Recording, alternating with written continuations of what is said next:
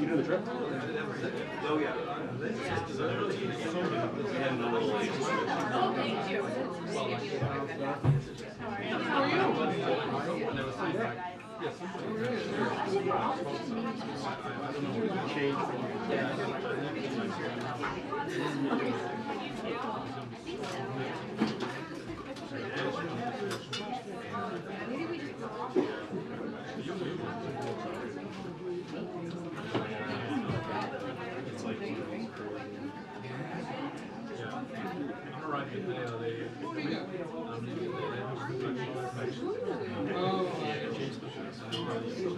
Do what I can.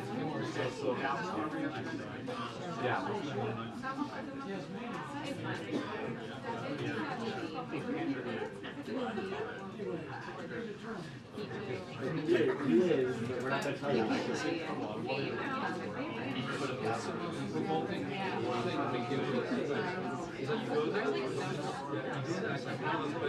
It only takes so many cycles of this. Huh?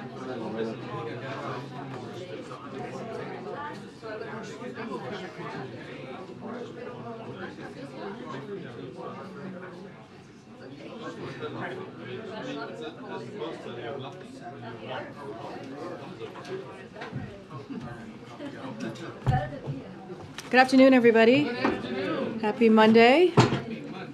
I have two things before we get to our guest this morning or this afternoon.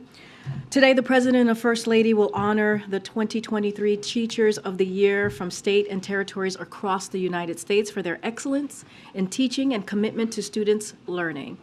This year's National Teacher of the Year is Mrs. Rebecca Peterson, a mathematics teacher from Tulsa, Oklahoma. As a classroom teacher for more than 30 years, the First Lady is proud to continue this tradition of celebrating Teachers of the Year for their excellence in teaching and commitment to students' learning.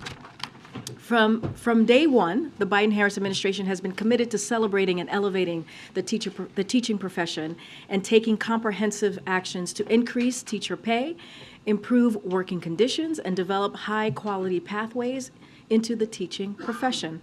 And given that commitment, it bears noting that right now, Speaker McCarthy is demanding we slash education from funding by 22%. And if we don't, he's threatening he will throw the United States into default and tank the economy. That's the equivalent of cutting up to 60,000 teaching jobs, affecting 25 million children, and it would mean as many as 7.5 million children with disabilities could face reduced support. So today, while celebrating our nation's educators, the President is going to talk about why slashing funding for education is the last thing our country needs, and why this administration is focused on supporting our teachers and schools. Also today, the President shared that Domestic Policy Advisor Ambassador Susan Rice will depart the White House late next month. Susan has served at the highest levels of government for the last 3 Democratic administrations. 8 years in the Clinton administration, 8 years in the Obama administration, and since day one here with President Biden. It's truly very impressive. She has served as National Security Advisor, UN Ambassador, and for the last 2 years brought steady and capable leadership to the Domestic Policy Council. Thanks to her tireless efforts, we expanded and strengthened the Affordable Care Act, released a comprehensive national mental health strategy, and finally enabled Medicare to negotiate lower prescription drug prices for seniors and cap the cost of insulin at $35. We've taken historic actions to reduce gun violence and advance police reform. We are making college more affordable and accessible and fighting for student debt relief. And we are increasing access to high-quality child care and long-term care. As the only person to serve as both National Security Advisor and Domestic Policy Advisor, Susan's record of public service makes history. We are so grateful to Susan for her service over the last 2+ years, and throughout her career to our country. On a personal note, I have known Susan for many, many years. She has become a friend and a mentor to me, and I am very sad to see her go, but also very thankful for her service to this country. With that, our National Security Advisor is here today to talk a little bit about the upcoming state visit with South Korea, and also take any other questions you may have on Sudan and other foreign policy items. Go ahead. Thank you, Karine, and good to be with you guys today. And let me start by echoing what Karine just said. I'm also very sad to see Susan go, although we still have a few more weeks with her, and really grateful for having had the opportunity to serve with her in this administration, in this White House, as well as in the previous administration as well. As Karine said, I'm going to make a few comments at the top, and I hope you'll bear with me because I want to be able to talk through both the situation in Sudan and the upcoming state visit by the President of the Republic of Korea, and then a brief comment on what we saw unfold up in New York today with Foreign Minister Lavrov's visit, and then I'll be happy to answer your questions. As you all know, on Saturday, on the President's orders, the United States military conducted a successful operation to extract all U.S. government personnel from Khartoum. We are proud of the extraordinary commitment of our embassy staff, who performed their duties with courage and professionalism, and we are grateful for the unmatched skill of our service members who successfully brought them to safety. We thank Djibouti, Ethiopia, and Saudi Arabia, each of which were critical to the success of our operation. At the President's direction, we are actively facilitating the departure of American citizens who want to leave Sudan, as the State Department has been urging them to do for years. We have deployed U.S. intelligence, surveillance, and reconnaissance assets to support land evacuation routes, which Americans are using, and we're moving naval assets within the region to provide support. American citizens have begun arriving in Port Sudan, and we are helping to facilitate their onward travel. We're also supporting the efforts of our partners and allies, including local partners, to evacuate or otherwise ensure the safety of their people. U.S. Africa Command has established a deconfliction cell for this purpose.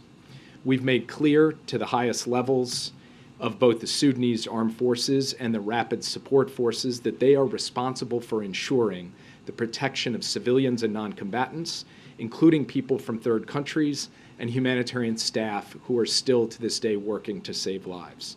We continue to condemn in the strongest possible terms the violence between the SAF and the RSF, and we have now deployed a USAID Disaster Assistance Response Team, a DART team, to the region to help coordinate our humanitarian response. This tragic violence has already cost the lives of hundreds of innocent civilians. It is unconscionable. It must stop. The belligerent parties must implement an immediate and unconditional ceasefire, adhere to international law, allow unhindered humanitarian access, and respect the will of the people of Sudan to return to a path of civilian rule. I want to stress that we have only temporarily suspended operations at the U.S. Embassy in Sudan. We fully intend to resume those operations as soon as it is safe to do so. We remain deeply committed to the Sudanese people and to their future. Also, as you know, President Biden will welcome President Yoon for the White House's second official state visit this week, marking the first state visit by an Indo-Pacific leader during the Biden-Harris administration. This visit also marks 70 years of the U.S.-ROK alliance. We're celebrating the last 7 decades of this alliance, and we're looking forward to the next 7 decades. Under the Biden-Harris administration, the U.S.-ROK alliance has grown far beyond the Korean Peninsula and is now a force for good in the Indo-Pacific and around the world. The two leaders themselves have developed a rapport over the course of the less than 1 year since President Yoon took office in Korea. And they've had a total of 4 engagements already just in that short time. Our economic and people-to-people ties will be front and center on this visit.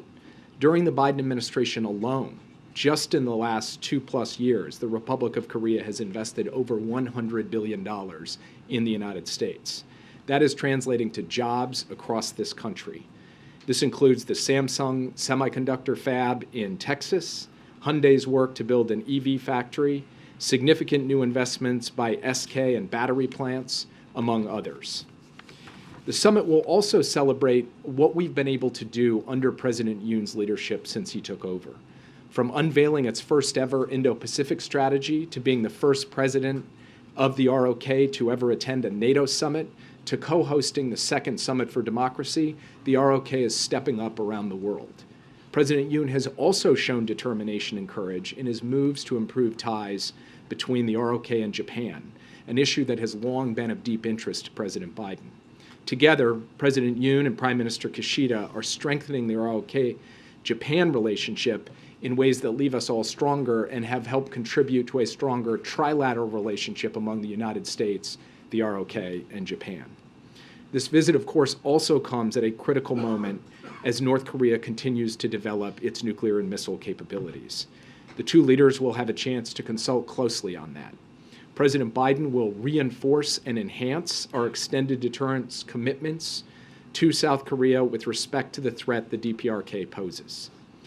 The alliance remains committed to pursuing dialogue with the DPRK to achieve a peaceful diplomatic resolution to longstanding differences and to achieve the complete denuclearization of the Korean Peninsula. We are ready to meet at any time, at any place to address serious concerns, and we are open to the possibility of humanitarian assistance with appropriate safeguards to help the people of the DPRK. While we've long been focused on the Korean Peninsula, though, this alliance is doing far more than ever around the region and around the world. The ROK, for example, has stood fast in support of Ukraine since Russia's brutal invasion over a year ago. The ROK is committed to provide over $230 million in humanitarian assistance since Russia's invasion, which includes non-lethal military aid, medical supplies, and generators. And the ROK has also joined the international community by implementing sanctions and export controls on Russia. On Wednesday, President Biden and President Yoon will announce major deliverables on extended deterrence, on cyber cooperation, on climate mitigation, on foreign assistance, on investment, and on strengthening our people-to-people ties. And we'll have more to share on the specific deliverables tomorrow and going into Wednesday. Lastly, I just want to take a moment to recognize and lift up the words of Elizabeth Whelan at the UN Security Council today. As you all know, Elizabeth is the sister of Paul Whelan, who has been wrongfully detained in Russia for far too long now, despite our quite extraordinary efforts to bring him home, which the Russian government has repeatedly spurned. I've met Elizabeth, and I've felt firsthand what the UN Security Council saw up close today. She is an incredible voice for all of us who are outraged by the practice of wrongful detention. We'll keep working until we brought Paul home, and we will keep working until we brought Evan home and all Americans globally who are wrongfully detained or being held hostage. Thank you again for your patience in hearing me out, and I'd be happy to take your questions. Yeah. Starting on facilitating the departure of Americans from Sudan, what is that American boots on the ground? How many of the estimated Americans who are there do you intend to get out, or can you plausibly get out of the country? Well, first, we have not put American boots on the ground in Sudan other than for the brief period that we brought the military in to evacuate our personnel. We have placed ISR assets, intelligence, surveillance, and reconnaissance assets over the land evacuation route to help facilitate safe travel by land from Khartoum to the port of Sudan. And we have started to see a more regular pattern of convoys begin to arrive, including convoys that have Americans in them. Once at the port, then, we are using diplomatic facilities in neighboring countries to help those Americans with their onward travel so that they can get safely out of the country. We anticipate that this route will continue to be available for Americans who are looking to leave, and convoys continue to get organized, depart Khartoum, and arrive at the port of Sudan. As I mentioned, we have also begun to move naval assets for any potential contingencies off the coast of the port of Sudan. Those are the major ways in which right now we are providing the kind of support and facilitation to help Americans who want to leave be able to leave, and Americans are in the process of availing themselves of that And as I said before, we have seen Americans begin to show up in the port of Sudan. Yeah. Thanks, Jake. I'm just following up on that, and maybe this is what some of the naval assets are for in terms of contingency planning. Are there U.S. emergency assets outside of or beyond the intelligence capability and assets that could be called on should one of the convoys that has U.S. citizens inside of it come under attack? So I don't want to speculate about a particular contingency, but I will say this. The president, immediately after the outbreak of violence several days ago, did order the deployment of capabilities to the region to be able to deal with any number of contingencies. Some of those capabilities were used to be able to get the personnel from our embassy, and the military has walked through the specifics of that. Capabilities in countries near Sudan remain available at the president's disposal should they become necessary. We don't at the moment have any plans to put those to use, but we are prepared for a range of contingencies, and the naval assets will add to that, but that is not the sum total of what we have available in the region should it be necessary. Yeah. Thank you. After I know what was a busy weekend for you, you say the U.S. is temporarily pulled out of Sudan and will return when it's safe to do so. Who is responsible for the safety or the security of the U.S. Embassy right now? And curious if you'd respond to the charges over the weekend that, in essence, the Biden administration now has lost 2 U.S. embassies during the president's term. And I've got another on Lavrov, if you don't mind. Go ahead. Well, so first, what I would say about the question of security at the embassy compound outside Khartoum is that I don't want to get into specifics on how it is that we are taking steps to ensure its continued security, only to say that we had a contingency plan in place. We are now executing that contingency plan. That can't guarantee, obviously, the security of the embassy, but we believe that we have put steps in place to be able to protect that compound in the days and weeks ahead, and that we do intend to resume operations as soon as we are capable of doing so.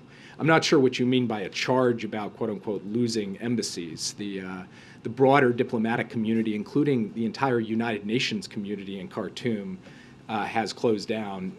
In Sudan, diplomatic personnel from allies and partners around the world are being evacuated. And of course, the United States has evacuated its personnel. This happens from time to time, and if you look back over the course of months and years, you see military-assisted departures from embassies. You see, in some cases, non-combatant evacuation operations. That's in the nature of having 270 total diplomatic posts around the world. There will be times when the conditions are not conducive to sustaining operations in all 270 at the same time. But our goal, as I said before, is to be able to resume operations in Khartoum as soon as we are capable of doing so. The Russian foreign minister, when he came to New York, is apparently upset that visas were not issued to Russian journalists to accompany him. Was that done in response to the detention of Evan Gershkovich? As you know, when it comes to visa matters, that is a matter for the State Department, who is statutorily charged with the responsibility of taking visa applications and responding to them. So it wouldn't be appropriate for me to comment on that. I'd refer you over to the State Department. Yeah. Just as you're talking about contingencies for Sudan, will the U.S. at any point be willing to send peacekeeping troops to the country? I don't have any plans or announcements to make about the United States deploying peacekeepers to Sudan, to putting American boots on the ground to try to keep the peace in Sudan. That is not presently in contemplation. I don't expect it will be. Sorry, quick follow-up there. Can you lay out any of the contingencies beyond the deployment of naval assets? Just anything you can talk about. What do you mean by? Sorry, can you talk about any of the contingencies that you just were referring to? So look, I'm not going to speculate about things that haven't happened. All I'm saying is that when it comes to being able to respond in extremis, should we feel we need to do so to protect the security of our people who may be coming under threat, the United States has the kinds of assets and capabilities necessary to be able to do that.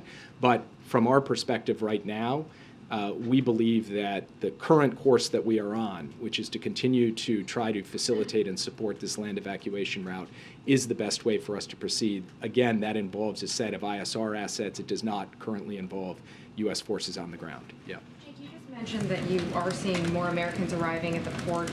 of Sudan, but it seems that last night and over the weekend, the State Department was warning Americans to be cautious of private convoys because they were too dangerous headed in that direction. So did something shift there because of the assets that have been put in place, and is the message now it would be safe to travel to the port? So we are very clear-eyed about this. There are risks with any potential option. There were risks when we flew helicopters in to get our people out. So we're not saying anything is an ironclad safe option, and it would be wrong of us to tell Americans, oh, you've got nothing at all to be concerned about. There's obviously fighting happening in this country, and whether it's trying to leave by air or by ground or shelter in place, all of them bring risks with them. So we are communicating risks quite clearly and quite directly to people, as we have communicated risks over more than a decade to tell Americans not to travel to Sudan in the first place and to leave Sudan if they were there. But what we are also saying is that for those Americans who are interested in joining a convoy, we have been providing information about how they can do that. And then, as I mentioned before, we are now providing some degree of overwatch to try and ensure that these convoys can arrive safely. We have seen a number of them now arrive safely. We have seen Americans among those convoys. And so we are going to be very clear with Americans both about the risks and about the available options to them, and we will continue to stay in close communication with those Americans who we have contact information from, and the State Department is doing that on a day-to-day basis. In some cases, on an hour-to-hour basis, we remain available to any American in Sudan who is looking for support and guidance from the U.S. And can you provide any update just on even the hope or possibility of a ceasefire, where negotiations stand? I know the U.S. is still in touch with generals on both of the warring sides. Is there any role the White House and the President has played in those talks? Anything you can share on that front? So we have had from the White House a number of conversations with key people in Sudan, as well as from the State Department and from our ambassador on the ground, who was in daily contact until he was pulled out, but will remain working the phones from his position now outside of the country.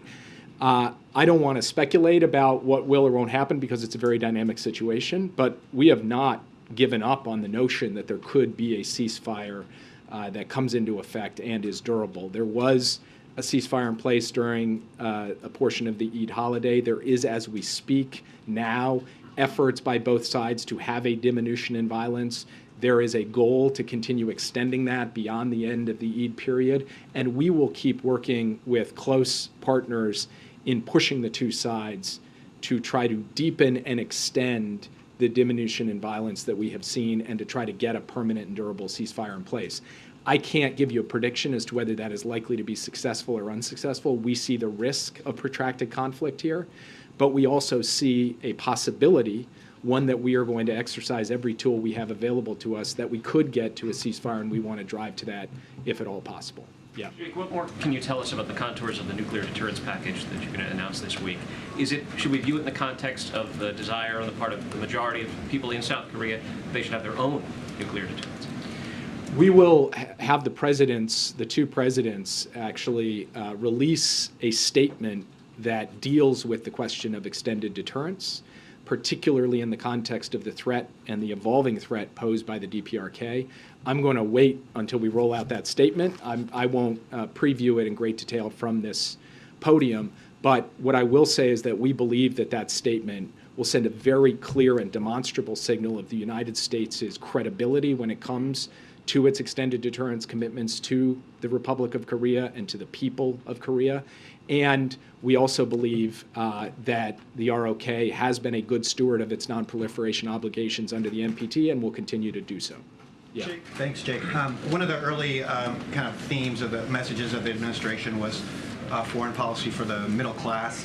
I was just wanted to ask, is that still a driving theme? And is it now harder to achieve considering these increasing challenges around the world? What's going on now in Sudan, pardon me, as well as Ukraine?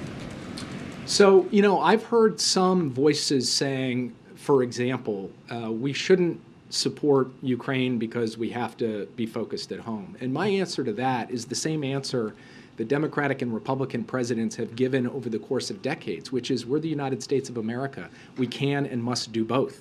We can look after our people at home and make far-reaching investments in the middle class here for good-paying jobs, for years and decades to come, while also standing up for the values that we hold dear around the world, including the value of freedom and freedom for the people of Ukraine. We are capable of doing both, and that's not an abstract proposition. That is the last year since the war broke out. In that time, we have not only mobilized an international coalition to resist Russian aggression and to protect Ukraine as a sovereign and independent country, we have also made historic investments in clean energy, in infrastructure, in technology, in the United States, investing in this country in ways that are going to make the middle class stronger, more vibrant, and bigger than it was when President Biden took office. So from my perspective, the United States has significant obligations around the world, obligations that relate directly to our national security and to the well-being of working people here in this country. We will discharge those obligations. We will do that while at the same time putting in place the most significant set of investments in more than a generation in working people, middle-class people in the United States. And so I think the results speak for themselves. And the answer is yes, we still are committed to a foreign policy for the middle class. Yes. Thanks, Jake. You said from the podium that the U.S. government has been telling Americans not to go to Sudan for more than a decade, and if they're there, to leave.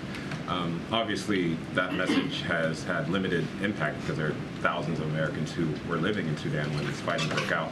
Is there more that needs to be done for Americans in countries where you think they should not be to drive home that message in a more direct way so that they're not in harm's way when danger erupts? Look, Americans are free people. We cannot dictate where they travel, tell them they must go or not go to a particular place. We can only give them the best, clearest, most sustained, most consistent advice.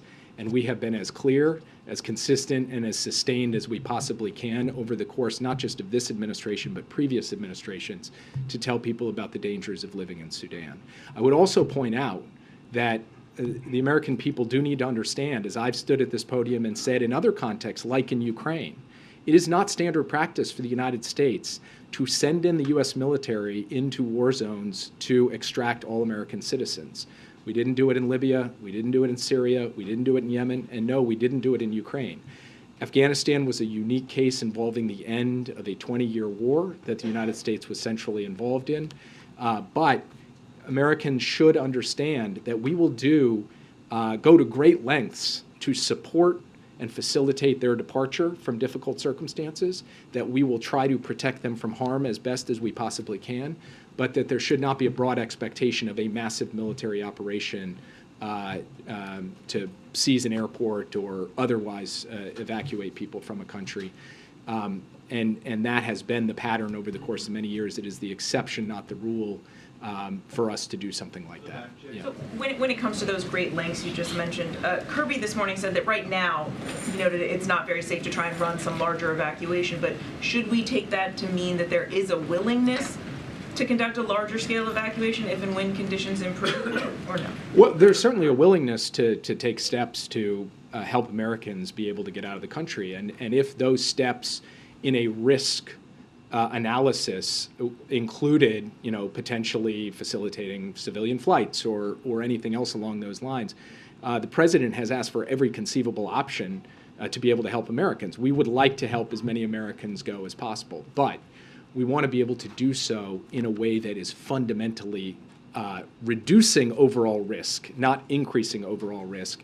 That's the calculus that we're making on a day-to-day basis. And right now, we believe that the best way for us to help facilitate people's departure is, in fact, to support this land evacuation route, as well as work with allies and partners who are working on their own evacuation plans as well. Can you just take us a little bit behind the scenes of the president's decision to evacuate the embassy on Friday night?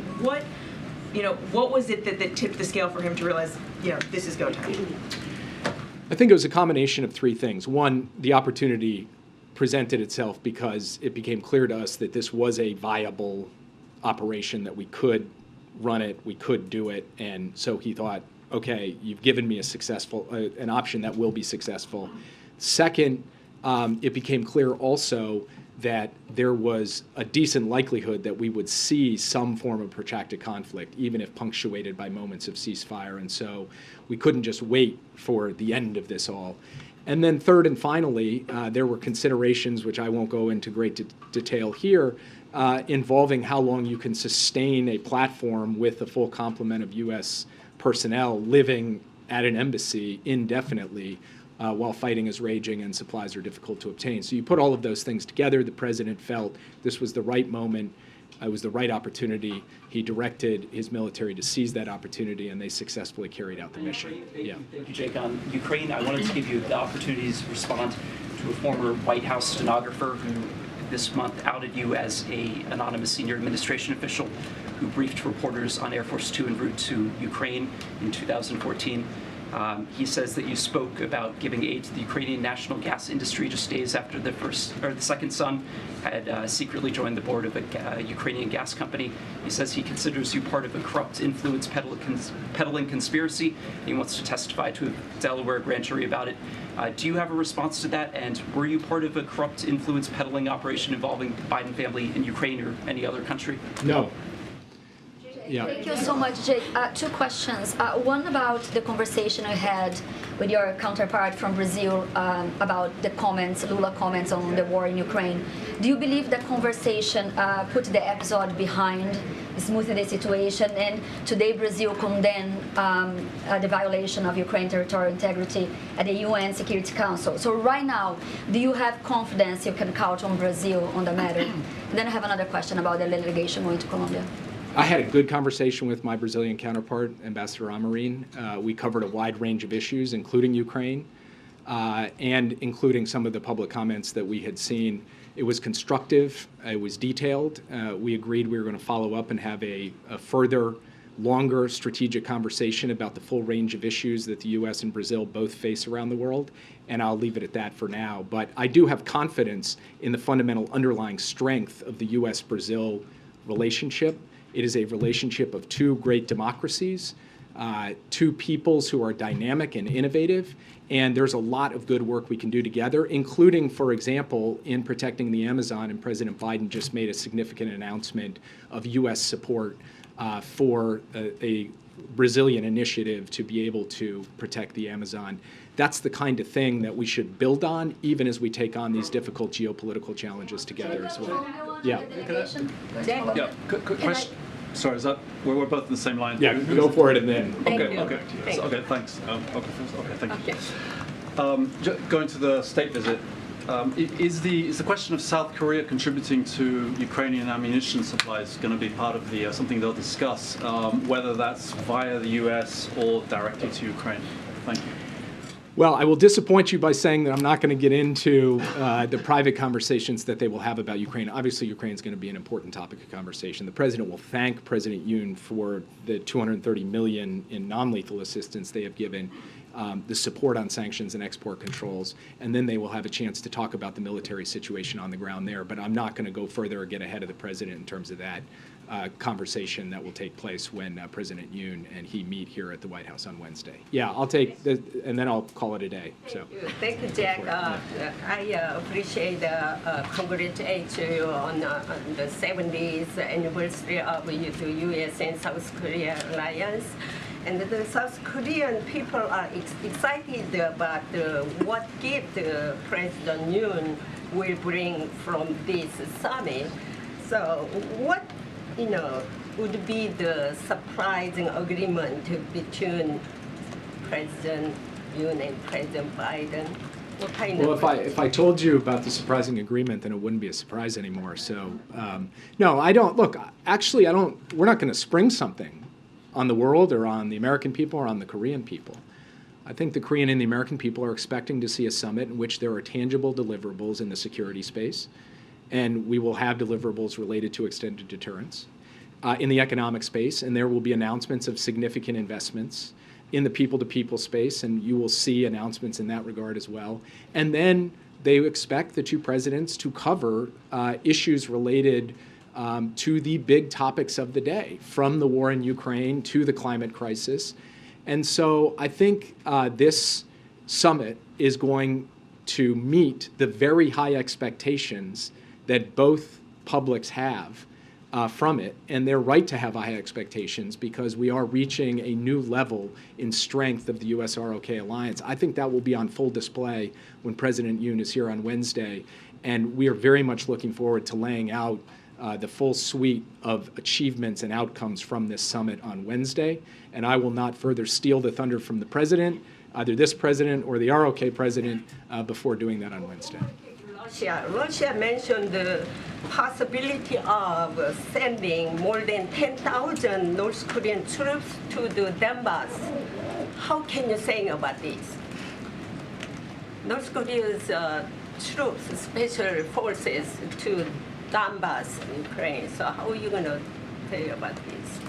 I mean, our position is that there should not be Russian forces on sovereign Ukrainian territory, and there shouldn't be forces of any other hostile country on sovereign Ukrainian territory either. And that position is clear and unequivocal, shared between the U.S., the ROK, and every country that has voted to condemn this brutal, illegal war of aggression being perpetrated by Russia against Ukraine. Thank you, guys. Why did the documents breach go undetected for so long? I think the pool has to gather. Oh, it's open press. Okay. All right. Well, I guess you guys can go gather if you choose to do. Real quick, the president's been under some calls to now sit down with House Speaker Kevin McCarthy now that he has released the outlines of his plan on the debt limit. Why is now the time for the president to actually speak to the speaker and begin substantive negotiations? So here's the thing. Zeke. Look, we've been very clear. We're not going to negotiate over avoiding default. We've been very clear about that. The administration is going to have a conversation with leaders over the budget, over the spending cuts. We've been very clear about that, and we have said that from the beginning of this process. That look, we'll have that conversation. But when it comes to default, when it comes to their constitutional duty, that is something that they can do today. They can actually deal with something that would be devastating if they didn't take action, right? Now, when it comes to what we have seen them put forward, 22% cut on education, on veterans, on Meals on Wheels, on food safety, on law enforcement, all of those things are devastating to workers, seniors, to our children, to working families, and clearly they showed us what their value were. But what they have done is they have put those two things together, the debt ceiling and spending cuts, and we have always been very clear, Zeke. We have been very, very clear. We are not going to negotiate when it comes to the full faith and credit of this nation. And they are holding that hostage currently. They're holding the economy hostage. And so, look, they have to, we're not negotiating over that, and they have to avoid default.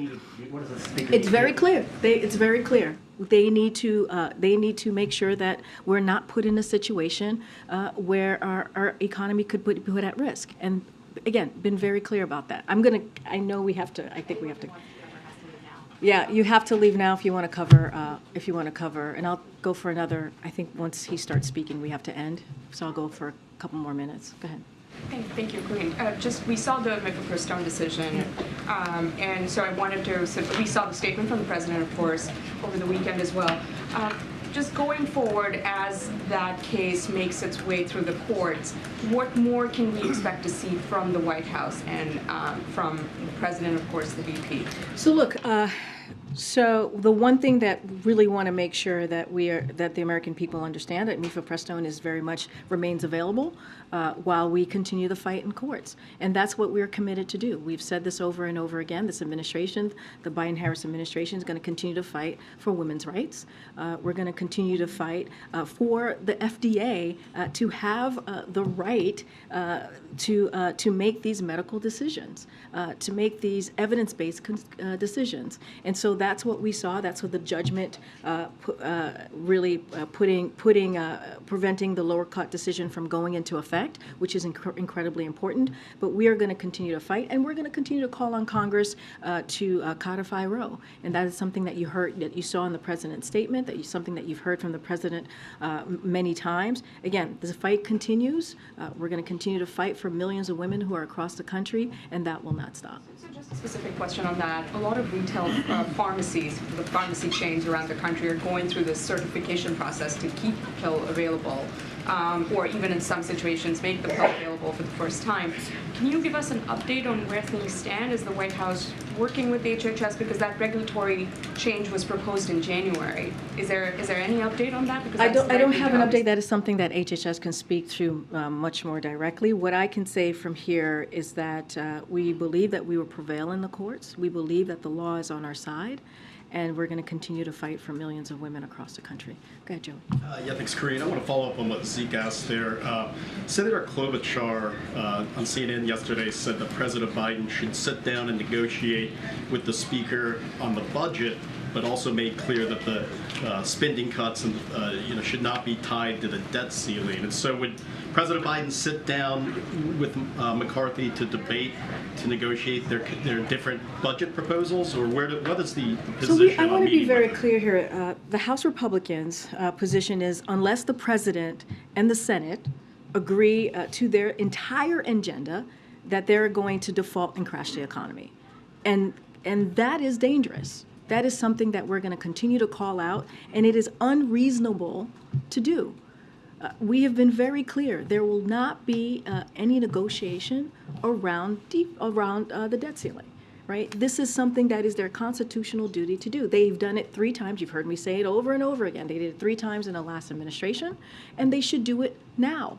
And look, every Republican that votes for this bill that Speaker McCarthy and MAGA Republicans have put forth, they're voting for cutting costs on veterans. They're voting for cutting costs on education. I just laid out at the top of the briefing what that would mean.